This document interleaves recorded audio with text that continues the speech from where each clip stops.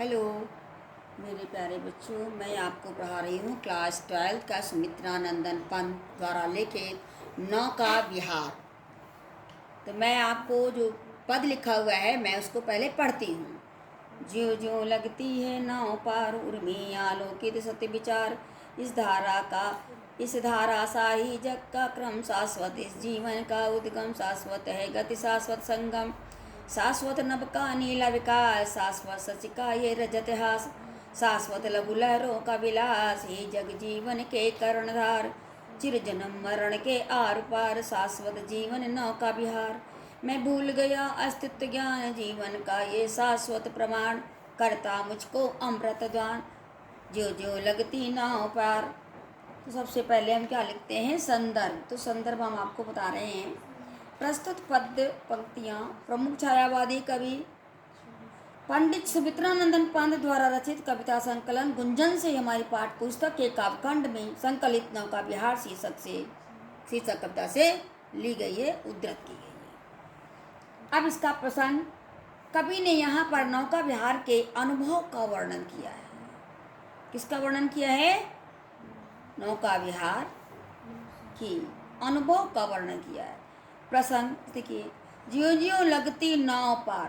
कवि कहता है जैसे जैसे हमारी नौका दूसरे किनारे की ओर बढ़ती है, वैसे ही उर्मे आलोकित सत्य विचार, सत्य माने 100, बहुत सारे मतलब, तो वैसे ही हमारे हृदय में सैकड़ों विचार उठने लगते हैं।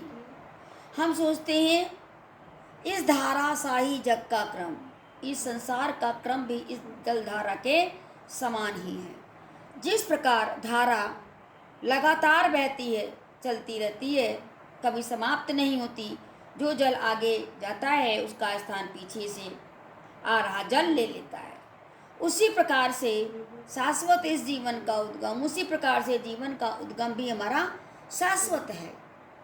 जलधारा के समान ही जीवन की गति का मिलन भी शाश्वत है। कहने का भाव ये है, जीवन का यह क्रम कभी न टूटने वाला है। कभी कहता है शाश्वत नभ का नीला विकास, आकाश का विस्तार शाश्वत है। चंद्रमा की चांदनी जैसी हंसी अर्थात चांदनी भी चिरस्थायी है। शाश्वत शशिकाई रजत हास, शाश्वत लघु लहरों का विलास, उसी प्रकार से लहरों का ऐश्वर्य भी निरंतर बना रहता है।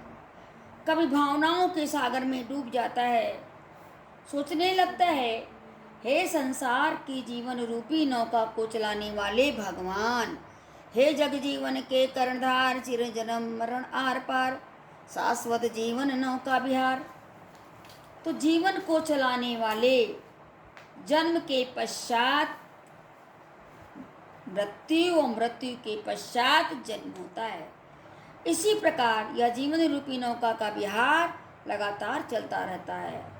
भावनाओं में डूबा हुआ कभी कहता है मैं चिंतनशील होकर भी अपनी सत्ता का ज्ञान भूल गया, जीवन की शाश्वता का जलधारा रूपी ये प्रमाण ही मुझे अमृतत्व प्रदान करेगा या दान करेगा। इसका काव्य का सौंदर्य लिखेंगे। नौका विहार के सौंदर्य का वर्णन करते हुए कवि ने जीवन की शाश्वता को स्पष्ट किया है। नंबर 2, कवि ने प्रकृति के उपदेश ग्रहण किया है। कवि ने प्रकृति से, जो प्रकृति है, जो हमारा नेचर है, उससे ने क्या किया है? उपदेश ग्रहण किया है।